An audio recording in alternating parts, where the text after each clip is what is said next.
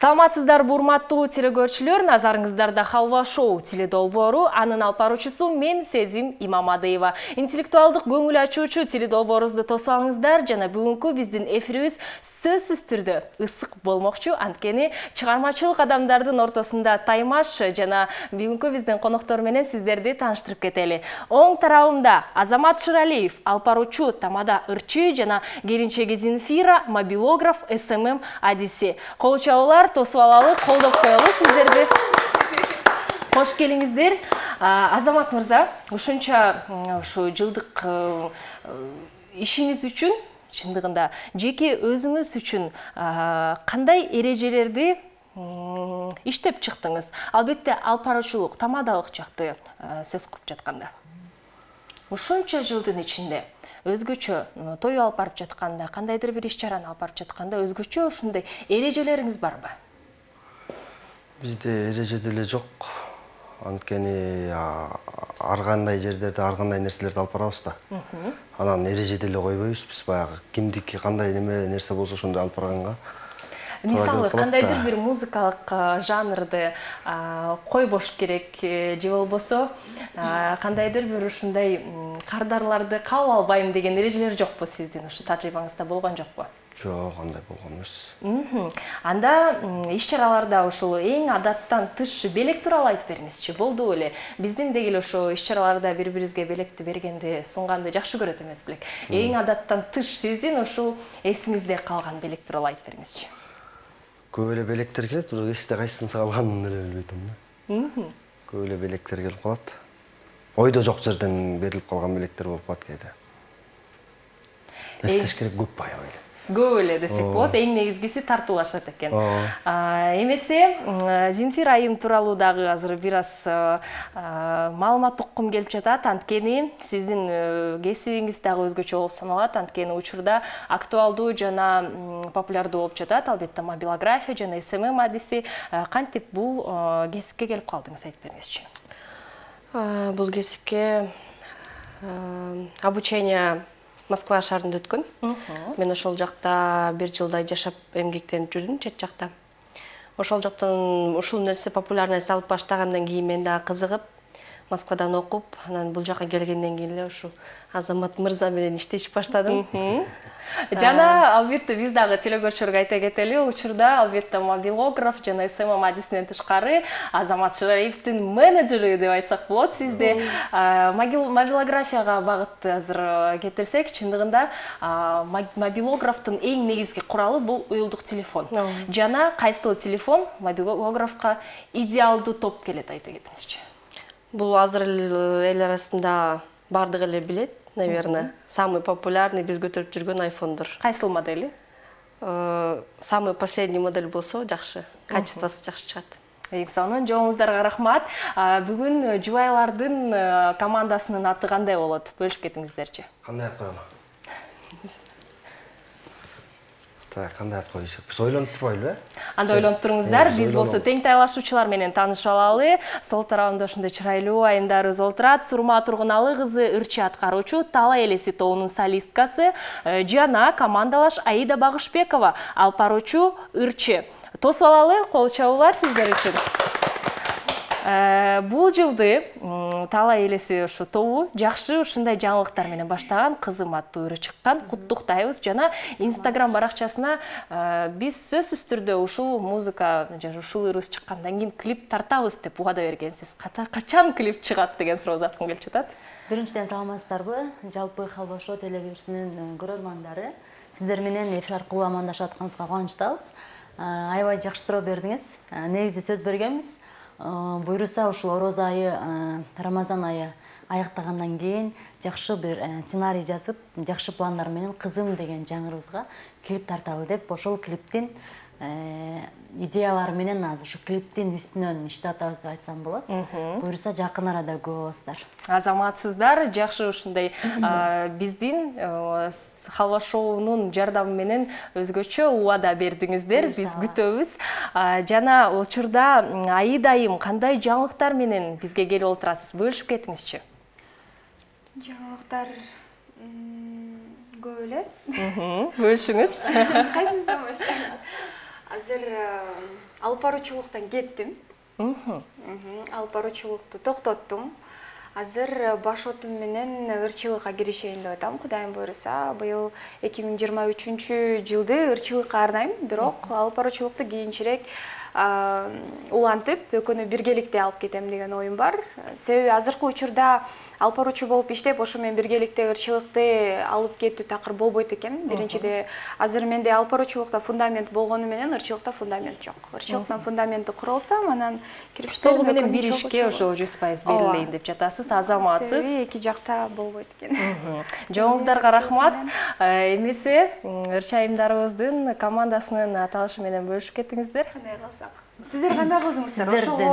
Биз сүйлөчү сиздер Командалар ойлонуштура элек. Азыр биринчи кезекте коюп ийсек болот, я. Мурдакылар кандай койгонду билбей атпайсызбы? Окшоштуруу.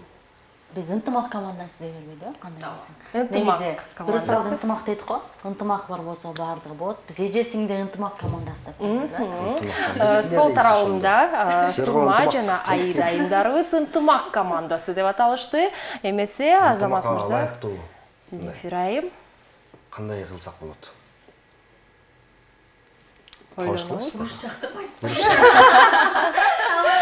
карама каршы болот десек болот. Карама каршы адамды.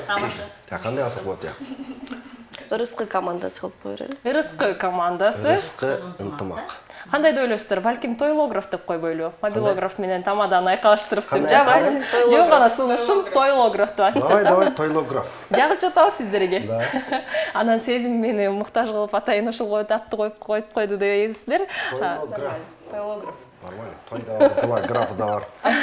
Азамат мырза азыр жардам бергени чечтим. Тойлограф жана ынтымак аттуу командасынын ортосунда саглашуу болмокчу. Жана биринчи кезекте биздин Халва шоу теледолбоорунун катышуучуларына сергиткенге ар бирөөңүздөрдү чакырмакчыбыз. Жаңы Nitro Fresh'ти тосуп алыңыздар. Сергиткен газдалган суусундук жана Nitro Fresh энергетикалык суусундук болуп саналбайт. Бүгүнкү Халва шоу теледолбоорунун алкагында жаңы жаркын даамдарды биз сезе алабыз. Алар апельсин, классика, манго жана кулпунай.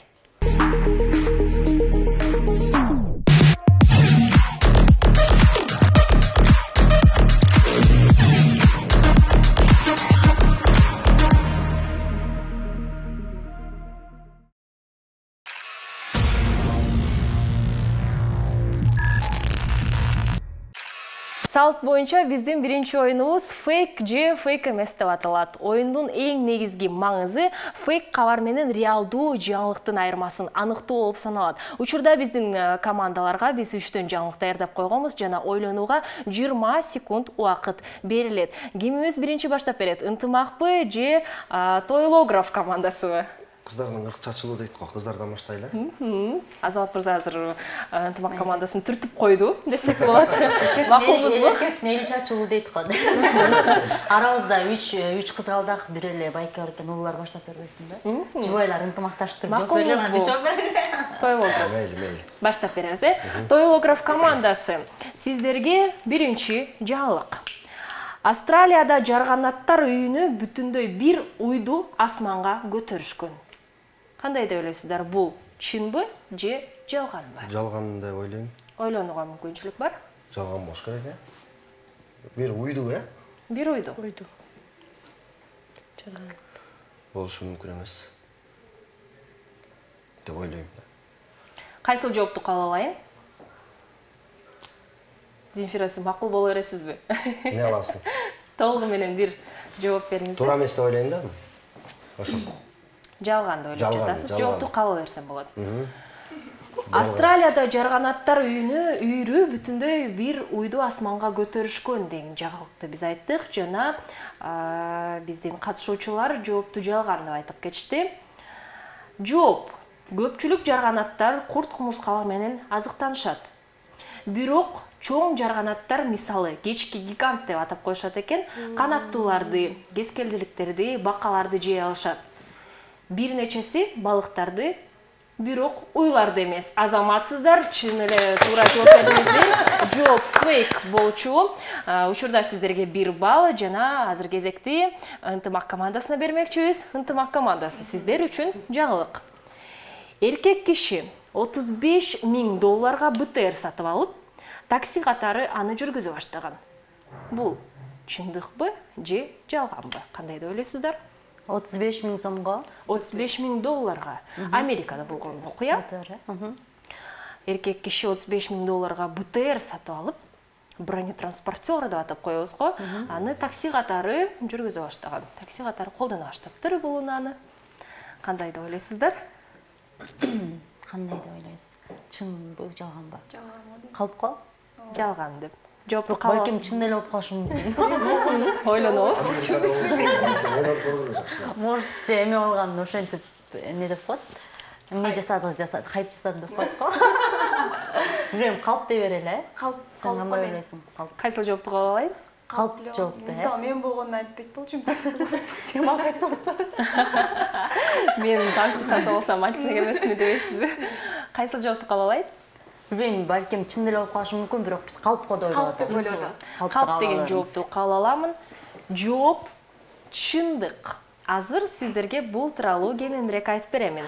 Англиялык Норриштин тургуну, анын аты Мерлин Бэчелор, акча табуунун оригиналдуу жолун табыптыр. Ал мекендештеринде танкада такси кызматын сунуштай баштаган. Ал $35.000 интернетте колдонуудан ошо чагырылган атайын аскердик техникасын сатып алган. Албетте бул танк эмес, БТР, бронетранспортер буга чейин айткандай эле. Андан кийин аны сатып алып, косметикалык оңдоого жана сырдоо иштерине бир аз акча коротуп туруп, 1960 ушул жылдардагы британиялык FV432 бронетранспортерун кызматка ушу такси катары адамдарды жүргүзүп сунуштай баштаган. Бул кызмат дагы эле байкасаңыздар, азыркы учурга чейин бул кызмат дагы эле суроо талаптарга ээ экен. Тилекке каршы таппай калдык. Эмесе кезекти кайрадан биз тойлографтарга бермекчүбүз. Сиздер үчүн жаңылык. АКШда ити менен чогуу жубайлар учактан секирип кетишкен. Бул чындыкпы же жалганбы? АКШда ити менен чогуу жубайлар учактан, самолеттон секирип кетишкен. Парашют бар бекен? Парашют. Аны билбейм. Секирип кетиши мүмкүн да. Мүмкүн секирип кетиши. Алар деген мындай жакын болот го. Алар деген кимдер? Ошолор. Америкалыктар. Итмишка жакын келет голар. Балким ала кеткендир. Чоң секиребиз деп. Ким билет? Биз көргөндө алда көрсүн деп секиргендир деп ойлойм да. Кайсы жоопту кабыл алайын? Секирген болуш керек, секирген. Чындык деген жоопту кабыл аламын. Жооп жалган эмес, чындык, азаматсыздар. Бул тууралуу маалымат берип кетейин. Delta Airlines учагы учактардын жолу менен бара жатканда, учактын дал жолу менен самолет жаңы жылышып бара жатканда, жигит стюардессага борттон чыккысы кеткенин айткан. Баш тартуу ушу Антони аттуу мурзаны эч токтоткон жок. Ал ордунан туруп, авариялык чыгууга барып, жана аны басууга жетишкен. Аны баскандан кийин дароо эле ушактын эшиги ачылып, жана андан кийин секирүүчү үйлмө тепкич ачылыптыр. Секирер алдында ал киши 27 килограмм салмактагы Рейн аттуу итин кармап алыптыр. Анын артынан 23 жаштагы анын келинчеги дагы чыгып кеткен. Сүйүшкөн жубайларга келтирген зыяндын суммасы $173.000 деп түзгөн. Ушундай кызыктуу маалымат болуп кетти. Кезекти биз учурда ынтымак командасына бермекчибиз. Сиздер үчүн жаңылык.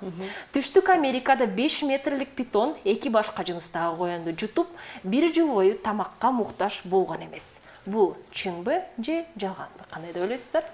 Карабай деп койсоңуз. Түштүк Америкада 5 метрлик питон эки башка жыныстыкта ошо коёнду жутуп алыптыр, жана бир жыл бою тамактанган эмес. Жалганго. Өлөт да албай ичине көргөндөн кийин. Жалган го.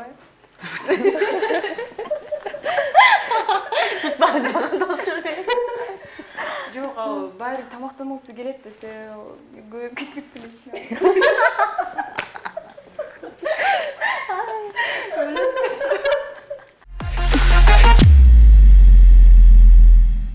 Жалган. Жалган. Кабыл берейинби?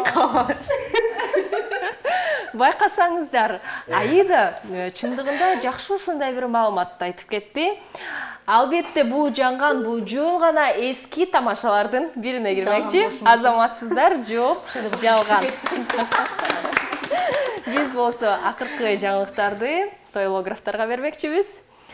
Тынч океанда кашалот кити Америкалык согуштук кемеге кол салып, аны чөктүргөн. Баарыбызга белгилүү болгондой эле, кит эң эле ушундай чоң суу жырткычтарынын бири болуп саналат. Жана Тынч океанда кашалот кити Америкалык согуштук кемеге кол салып, аны чөктүргөн деген жаңылыкты окуп кеттим. Кандай деп ойлойсуздар? Бул фейкпи же фейк эмеспи? Кашалот деген кит болобу, Кашалот кит бар, Бар, ошондой. Бар. Тынч океанын, тиги Американын эмеси. Кит. Кит. Корабльды чөктүргөн, Кит корабль чөктүргөн. Кайсы жылдар болуп ушул? Ал тууралуу айта албаймын. Нече шиле алып келди койсо. Чөктүрүш деле мүмкүн да, океанда жүргөндөрдү көрүп Это каласыз. смотря киттин размерине. Кит деген чоң да, кеме кайсы кит деген. Может, кеме деле чоң. Чөктүрүшү мүмкүн. Кайсыл жоопту кабыл алайын? Чөктүрүшү мүмкүн деген. Чындыкты ойлоп жатасыздар. Жоопту кабыл аламын. Учурда тойлографтар бул жаңылыкты чындык деп айтып жатышат. Жок. Кашалот кити планетадагы эң чоң кит эмес. Бирок албетте ал эң агрессивдүү. Анын мыкаачылыгы жөнүндө уламыштар матростор арасында эзелтеден бери айтылып келет. Бирок ал заманбап согуштук кемелерди чөктүрө албайт. Бул фейк болчу. Акыркы жаңылыкты биз учурда Ынтымак командасын окуп кетели. Ынтымак, сиздер үчүн жаңылык. Барсуктар Нидерландыда поезд кыймылын токтотушту. Бул чындыкпы же жалганбы?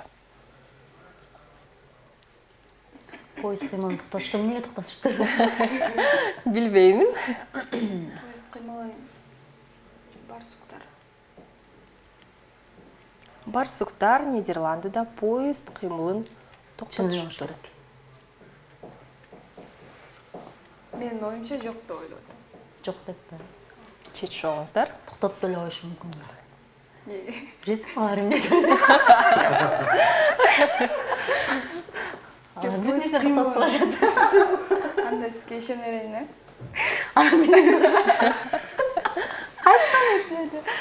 Жок, поезд кыймылын негизи токтото албайт да. Ким токтотот? Эмесе Ынтымак командасы кайсыл жоопту кабыл алайын? Барсуктар, Барсуктар бир нече. кайра кайталап койсоңуз. Барсуктар Нидерландыда поезд кыймылын токтотушту. Эмне себептен токтотушту? Ал тууралуу мен билбеймин. Бир жоопту айтып коюңуздар, убакыт. Мейли токтотушту. Токтотушту. Бир причина болду, чындык болду да. Чындык деген жоопту кабыл аламын. Жооп.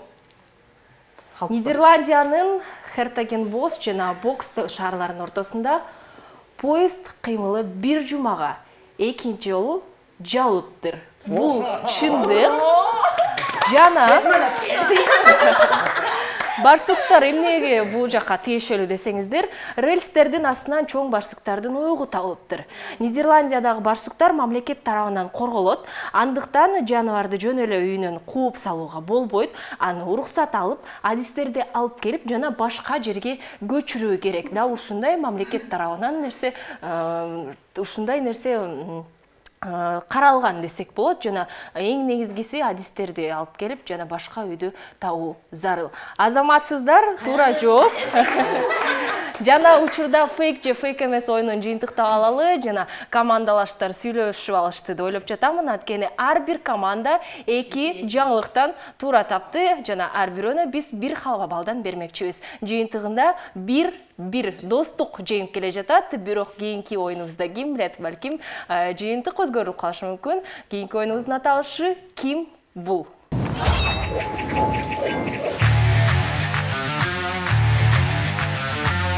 Ким бул ойыну? Бул оюнда биринчи катышуучубуз кандайдыр бир ошо үйүндө отурат деп имиштеп коелу. Экинчиси болсо кандайдыр бир кесипке ээ болуп, анын үйүнө келди. Ал кесиптер биздин сыналгыда пайда болмокчу. Эң негизгиси анын атын атабай туруп, башка бир өзгөчө илинчектерди колдонуп туруп түшүндүрүп берүү керек. Биринчи катышуучусу командалаш, ал сөздү табуу керек. Ар бир командага 90 секунд убакыт берилет жана сиздер көрүп жаткандай эле биринчи болуп биздин оюнубузду ынтымак командасы баштап бермекчи. Даярбызбы? Даярбыз. Убакыт кетти. Ким бул деп коюңуз? Ким бул? Кудай сакта. Так жеткенбизсиң. Так жеткенбиз? Жок. Убакыт кетип жатат. Ким бул? Кол менен көргөзбөйбүз. Кандай түшүндүрсөм мен муну? Баттан. Оор болсо кийинки сөзгө өтсөңүз. Кийинкисин эле кыла береличи, мен түшүндүрүп бере албайм азыр. Ким бул? Ким келди? Эмне келиптир дейсиң? Кандай айтсам, азыркы учурда аябай актуалдуу, сиздин жаныңызда отурат. Сүрөтчү? Жаныңызда отурат. Жаныңызда отурат, бир ушундай бир кесип, ошол Фотограф. Ошол сыяктуу бир айтып берсеңиз дагы. Фотограф, клипмейкер, жаныңызда отурат. Жанымда отурабы? Азаматсыз. Кийинки. Бул деген кийимдерди аябай жасайт. Стилист? Жок. Дизайнер? Кийинки. Көзү көрбөгөндөр барат. Окулист? Кийинки. Муну түшүндүрө албайм. Экөөбүз. Экөөбүз эмне кырчы? Ким келди? Ким бул? Мун деген аябай көп аялы бар, гареми бар. Сулейман Султан? Ой. Мындай эле Хан. Ошону эмне деп айтат? Башчы, падыша? Жок. Кабыл алам, башында айтып коттуңуз. Убакыт бүттү. Акыркы сөздү кабыл аламын. Сулейманды эмес, Султан десек болот. Азаматсыздар жакшы жыйынтык. 1,5 мүнөттүн ичинде жана азыркы учурда биз кезекти дароо эле тең тайлашуучуларга берип туруп, андан кийин жыйынтыктамакчыбыз.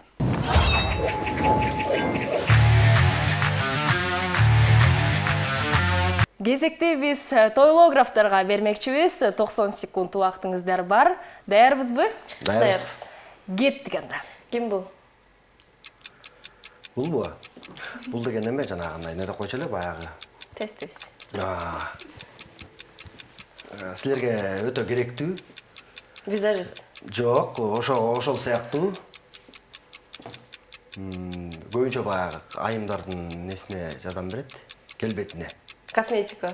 Окшошуп бератат. Косметолог. Азаматсыз. Бул деген жанагындай институттардагы же университеттердин эң башчысы десек болот. Ректор. Декан. Өткөрүйлө. Кийинкиси. Бул деген негизи. Тез айтсам? Бул кандай десем бул?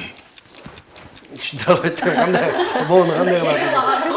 Убакыт кетип жатат, Азаматсыздар. Бул деген неме болот, баягы мугалим десек болот. Мугалимдер ошол сабактардын ичинен деген кайсы сабак десем мындай чөп чарга жакын жанагындай. Биолог. Азаматсыз. Өткөзөбүз. Кийинкисин сурап жатат. Тестистен. Бул деген Жок давай тестис. бул деген мындай Спортсмен. Штангист. кыргызчасы. Батыр. Ошо сыяктуу. Балбан. Азаматсыз. Өткөзөбүз. Кийинкисин сурап жатышат. Давай. Кийинкисин сурап Кандай эле? Бул деген бизге өтө керек Убакыт бүттү, жетишпей калдык. Бирок Земфира айымга жакын дагы сөздү өткөрбөйдүк десек болот. Таргетолог сөздү өткөрбөйдүк. Ошону айтайын дегичекти. Буга чейин гимнаст, сноубордист сөз, анестезиолог дагы сөзүн дагы өткөрбөйдүңүз. Ага карабастан жакшы жыйынтык көргөздүңүздөр. Жана жыйынтыктайлы учурда тойлограф командасы 4 сөздү туура тапты. Карама-каршы команда ынтымак командасы болсо 5 сөздү туура тапты. Бир калбап алды. Биз ынтымак командасына кармакчыбыз. Жыйынтыктаганда 2-1. Азыр болсо достор менен байланыштуу оюнубузга өтмөкчүбүз. Аталышы Алло Доске.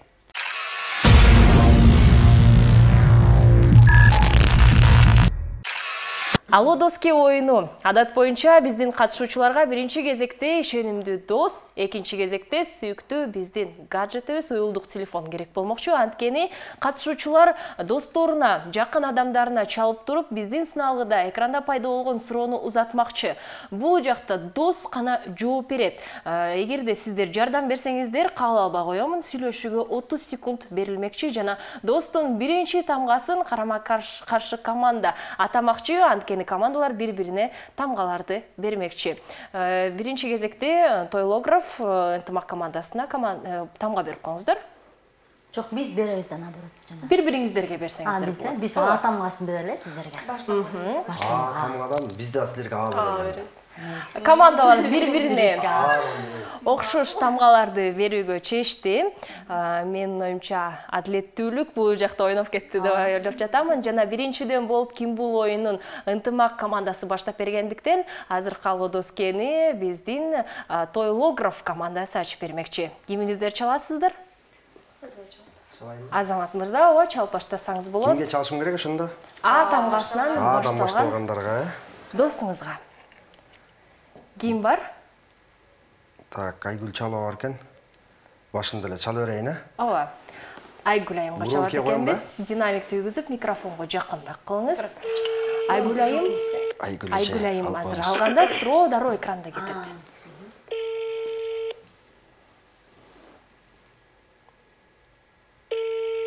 Качан сүйлөштүңүз акыркы жолу? Жаңы эле.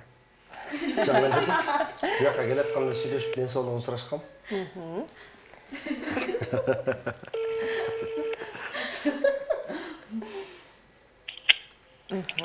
Саламатсызбы Айгүл эже? Суроо кетти. Жакшысызбы? Бизде суроолор болуп эле, биз Алло шоуда отурдук элек. Ошого сиздин көп жардамыңыз керек болуп атат. Ошол суроого жооп беришесе, жардам бересиз. Балдар жылдын кайсы мезгилинде тез өсүшөт дейт. Балдар жылдын кайсы мезгилинде тез өсүшөт дейт Айгүл эже. А варианты жаз, Б жай, В күз. Кайсы мезгилде балдар көп өсөт дейт? Жаз, жай, күз, балдар көбүнчө мен оюмча жазында болуш керек.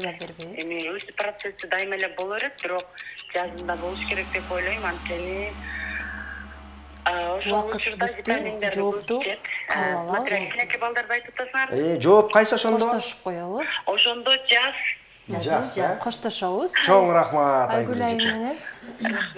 Чоң рахмат эже. Азамат мырза, өзүңүз кандай деп ойлойсуз? Балдар жылдын кайсы мезгилинде тез өсөт? Мен оюмча жайында тез өсөт. Жайында өсөт деп ойлойм мен да. Туура жоопту чогуу билип коелу. Балдар жылдын кайсы мезгилинде тез өсүшөт деген суроо берилди. Жана телекөрүүчүлөр ойлонушу мүмкүн, кантип эле ушул өзгөчө бир айда балдар өсүшү ыктымал деп. Бирок изилдөөлөрдүн жыйынтыгында балдар жаз мезгилинде тез өсүшөт. Айгүл айымга биз ыраазычылык бермекчибиз. Ооба, азаматсыздар. Кезекти тең тайлашуучуларга берели. Ынтымак командасы сиздерге дагы тамгасы берилди. Биз дагы Кимге чалабыз? акылдуураак да койсун. Сурмайм, өзүңүз чалайын деп чечтиңиз. Мен чалайын, Бизге дагы тамгасы берилди. Айнура деген ошо элде жок брендте көптөгөн ырчылардын дизайнери, стилист кыз, ошол кызга чалып көрөйүн. Ишенген акылдуу ушул деп койсун. Азыр байкап көрөбүз.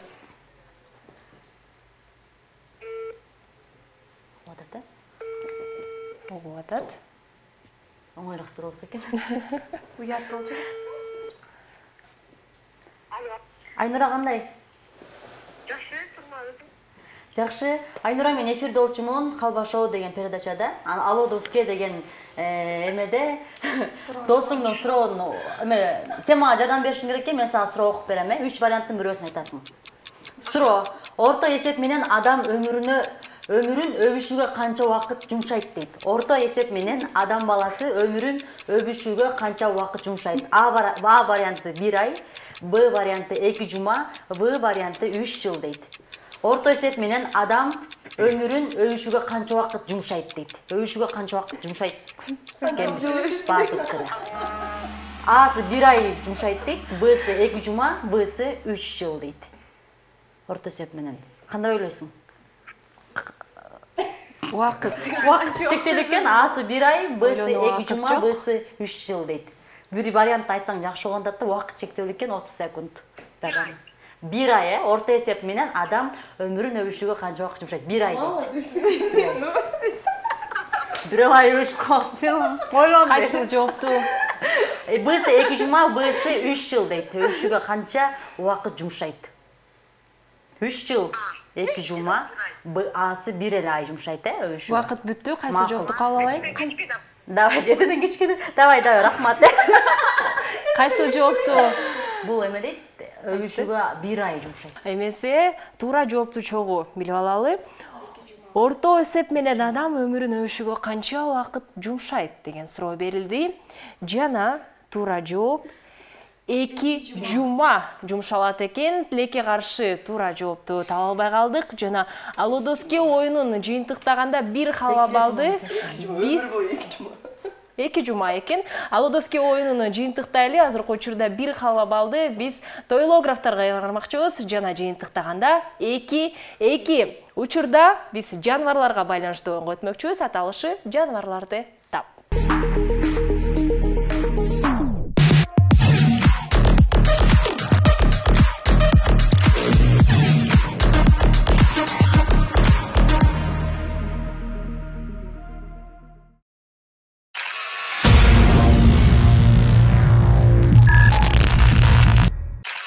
Жаныбарларды тап оюну. Бул жакта биздин бардык катышуучуларыбыз оюнга катышмакчы. Жана учурда студияда ар кандай жаныбарлардын үнүн, дабыштарын укмакчыбыз. Жана бул үн, дабыштар кайсы жаныбарга таандык экендигин катышуучулар табышы керек. Ар бир команданын өз баскычтары бар. Сиздер байкагандай эле ынтымак командасынын колунда ксилофон, оң тарабындагы тойлограф командасында сүйкүмдүү, чырайлуу биздин доңузубуз.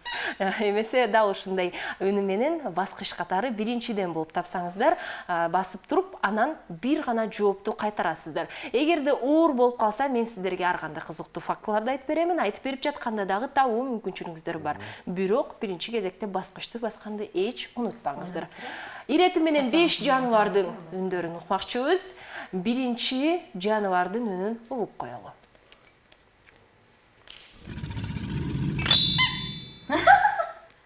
Арстан.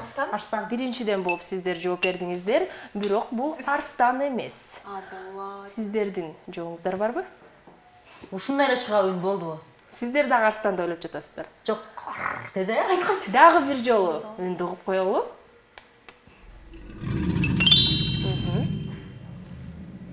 Ынтымак командасы. Бул деген эме? Арстандыкын эле угуп атат бирок. Жооп жок. Тең тайлашуучуларда барбы? Арстан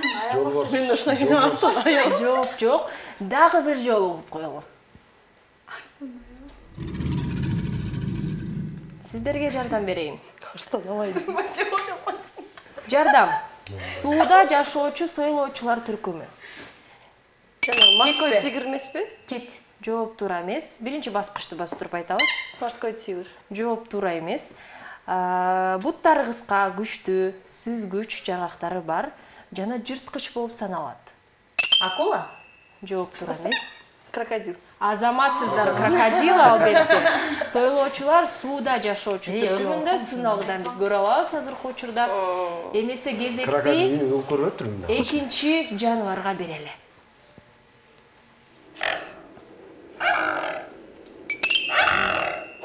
Чөө эмеспи? Жооп туура эмес. Бир эле жоопту кайтарабыз. Тең тайлашуучу. Кайрамсак болду. Дагы бир жолу угуп коелу.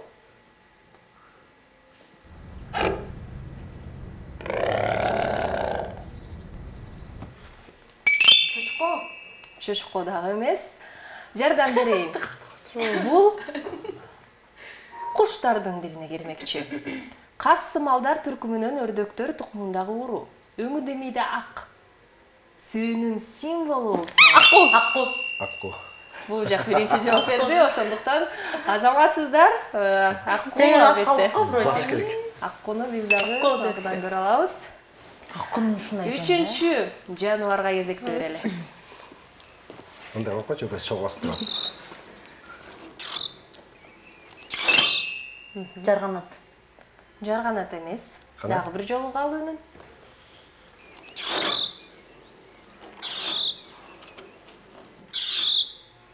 Аябай эмгекчил жаныбар болуп саналат.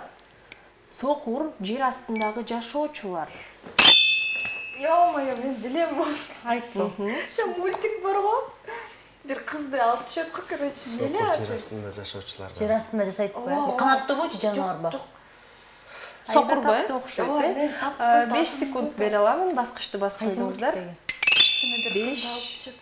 4, 3, 2, 1. Чыккан. Не чыккан? Жок. Жооп жок. Крысау же, не. Жок, тойлограф. Жооп жок, туура эмес. Сокур жер астындагы жашоочулар, аябай эмгекчил жаныбарлар. Адамдардын элестетүүсүнө өтө кыйын шарттарда жашайт. Анткени мал күнүрү жок жашайт деп айта аламын. Бирок табият бул жаныбарларды жер астындагы жашоого эң сонун ылайыкташтырылган. Күндүзү алар 10 метр узундуктагы туннелдерди казалашат. Адатта бир нече болгон алардын кээ бир кампаларында 1,5 же болбосо 2 килограммга чейин азыктарды жыйнап коюшат. Барбы жооп? Учурда Бул жаныбардын аябай жакын келди деп айта аламын. Мен азыр дагы бир жолу жардам берип кетейин. Орустарда ушул Россия өлкөсүндө жакшынакай ушундай мультфильмди тартышкан. Аталышы Дюймовочка.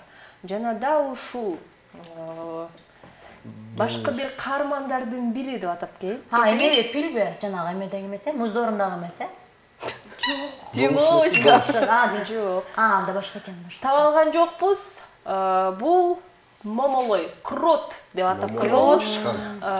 Жана ушул тууралуу сиздерге жардам берейин деп маалыматтарды айттым, бирок таап алган жокпуз. Тапмаган эмескенбиз. Кезекти 4-чү жаныбарга берели.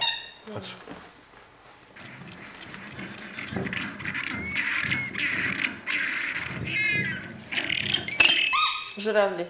Биринчиден ынтымак командасы басты. Эми ал Мен тапкан жокмун. Сиз таптыңызбы? Сурмайым? турна эмеле окшоп кетти. Тизилип алып кетет го. Жок, жооп туура эмес. Ак чардак. Жооп туура эмес. Дагы бир жолу коелу.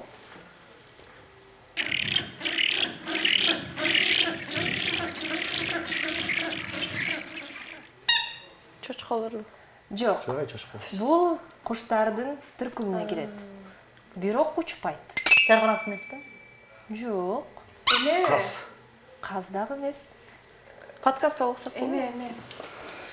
Куштардын түркүмүнө кирет, бирок учпайт. Денеси мамык жүн менен жип капталган, боору агыш, жону кара же кара көгүш. Пингвин, азаматсыздар. 3-чү жаныбарды таап жатасыздар. Эмесе дагы бир жаныбардын үнүн угуп коелу. Уйда.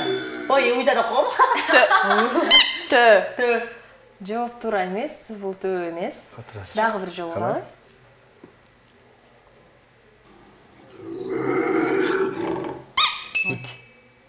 Жок.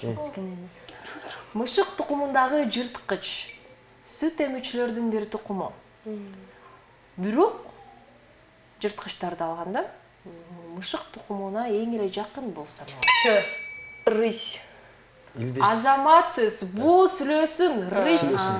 Биз аны сыналгыдан көрө алабыз. Жана учурда жаныбарларды тап оюнун жыйынтыктамакчыбыз. Тойлографтар жаныбарларды жакшы билет деп айта аламын. Анткени 4 жаныбарды туура тапты. Ынтымак командасы бир дагы жаныбарды туура таап алган жок. Учурда 1 халва балды биз тойлографтарга ыйгарабыз. Жана жыйынтыктаганда 3-2. Учурда крокодил оюнуна өтмөкчүбүз.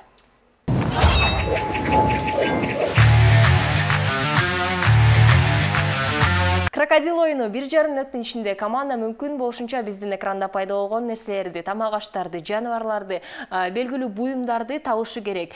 Командалаш бул жакта эч үн чыгарбастан, сөз чыгарбастан кыймыл менен гана командалашына түшүндүрүп берүү керек. Сиздер байкагандай эле учурда бул оюнду ынтымак командасы ачып бермекчи.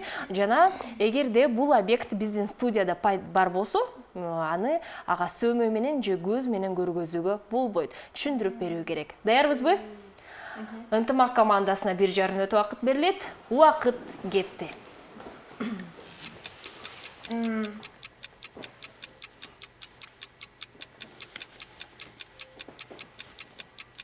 Су секіріп.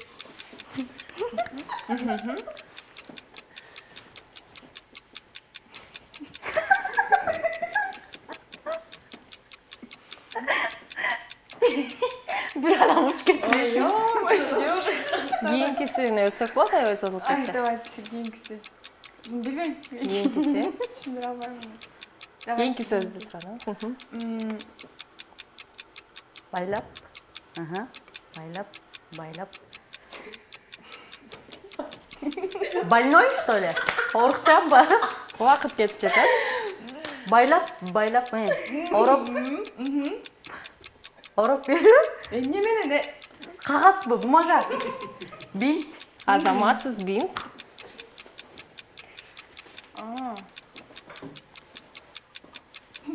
İçiniz. Su. Çay. Sen koydum.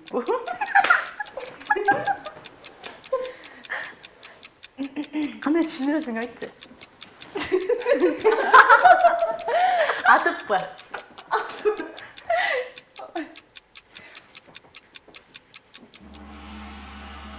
Kuyup. İçiniz kuyup. Уақыт бүтті. Бармен бе? Бармен сөзін табалған жоқ болсы, бірінші сөзді дағы жақшы түшіндіріп берген қарекет салдың. Саида лифт сөзі болчу. Açılat, тіркішмен баспайсың, отпайым ба? Bir adam böyle olursa gel. Емесі азыр кезекте біз дару өле тең тайлашуучыларға бермекчіміз.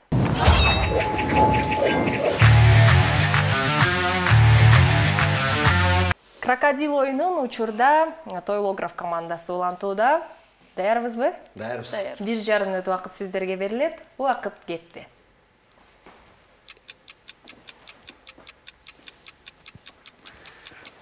Лыжа. Сноуборд. Альпинист.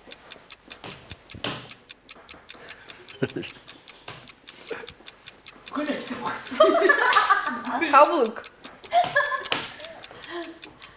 Лыжа. Чана. Муз. Ötük.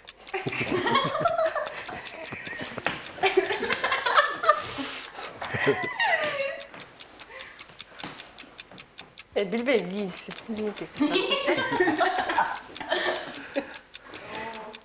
Укол вена. Азаматсыз.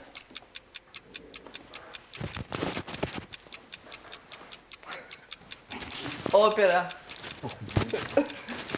Жираф.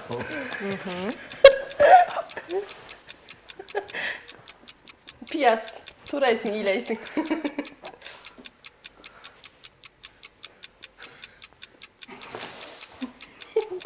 Жүрек. Giyiksi. Гейкесін сұрап жатышат. Топ. Волейбол, баскетбол. Насос.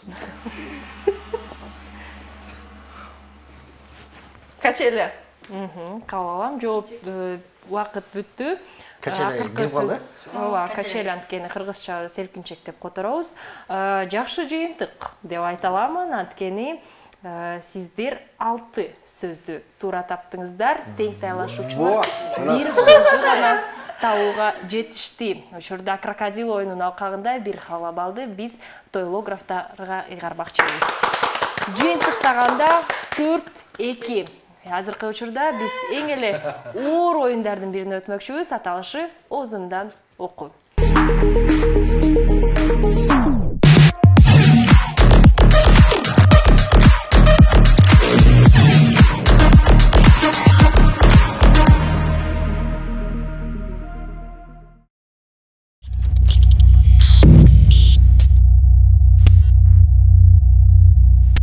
Озумдан окуу оюну катышуучулардын бири наушник тагынып эч нерсе укпастан анын командалашы артикуляциянын жардамы менен кайсыл сөздү айтып жаткандыгын табуу керек. Ал сөздөр биздин экраныбызда пайда болмокчу. Ар бир командага 1,5 мүнөт убакыт берилет. Бул оюнду тойлографтар ачып бермекчи.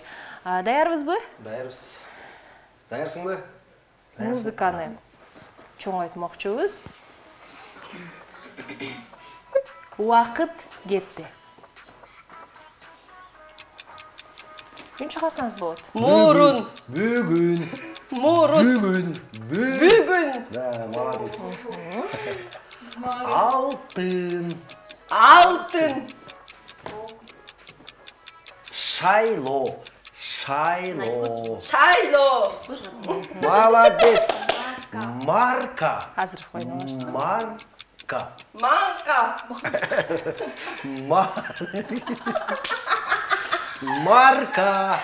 Банка. Марка. Марка. Банка. Б. Мы. А. Ма. Марка. Кийинки сөздү окуңуздар. Мандарин. Мандарин.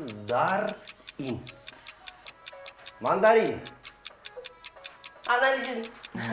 Мандарин. Мандарин. Б. Мандарин. Манарин. Жоқ, окшош кетти. Мандарин бар го мындай. Мандарин. Кол менен көргөзбөйбүз, кабыл албайм. Катамаран. Асан чоң. Катамаран. Ооба, катамаран. Мына эми жетти катуураак кириш керек тура көрсө. Катуураак кыркырсаңыз дагы эч нерсе угулбайт. Сизге бир нерсе угулдубу? Жок, катамаран десем ошо дана түшүндү да. Угулган жок. Катамаранды кантип таап койдуңуз? Кыйкырып жүрдү го бул. Бирок сизге эч нерсе угулган жок. Жок, угулган жок. Анткени бул жактагы наушниктеги музыка бизге чейин угуп жатат. Студияга О, чейин. мага чейин угулат. Кыйкырсаңыз дагы эч нерсе угулбайт. Балким артикуляция жаатында сизге жардам. Буга жини келип ачык экен. Катамаран. Мандарин аттуу сөздү кабыл албайм, анткени кыймыл менен көргөзүп койдуңуз. Жана кезекти биз азыркы учурда ынтымак командасына бермекчибиз.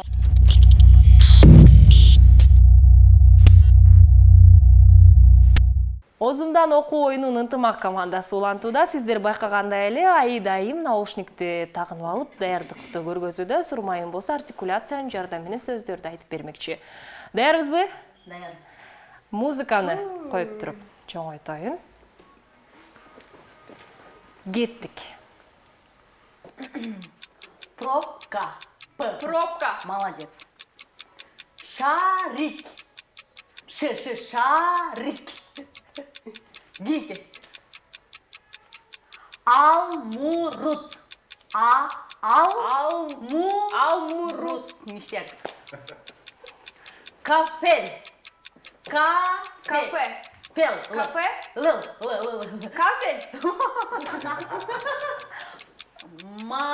Модель. Ой, модель. Памперс. Модель. Парень. Жок, гинеке. Сүзүмө.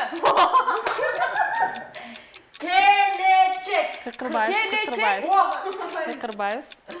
Көлөкө. Кеме. Эркиндик. Сурмайым, кыкырбайбыз. Мелей. Кабыл албайм, Перец. Мелей. Белек. Гинеке. Булак. Бутак. Булак. Тулпар. Тульпан. Пар. Тулпар. Ай, бай. Шарик. Сагыз. Жок, шарик. Сары. Убакыт бүттү. Молодец, жештиң заты.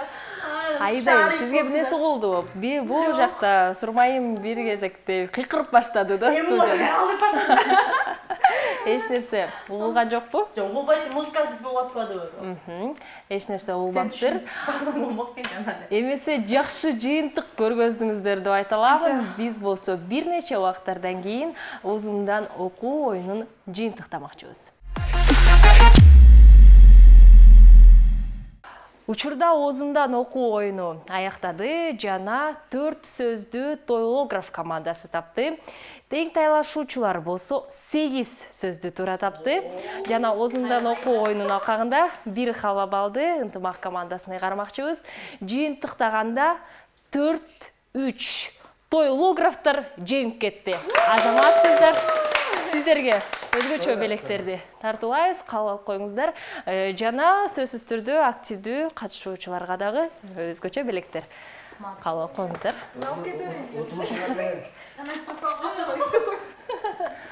Утулган кандай экен я? Утулган кандай экен? Андай деле атаандаштык болгон жок го бизде. Азамат мырза сурап жатат, утулган кандай экен. Бирок бул жакта чындыгында кээ бир учурларда бири-бириңиздерге жардам бергенге да жетишип жаттыңыздар, мен байкап отурдум. Ошондуктан жакшы оюн көргөзүп бергениңиздер үчүн ыраазычылык. Мен болсо телекөрүүчүлөрдү коноктор менен дагы бир жолу тааныштырып кетейин.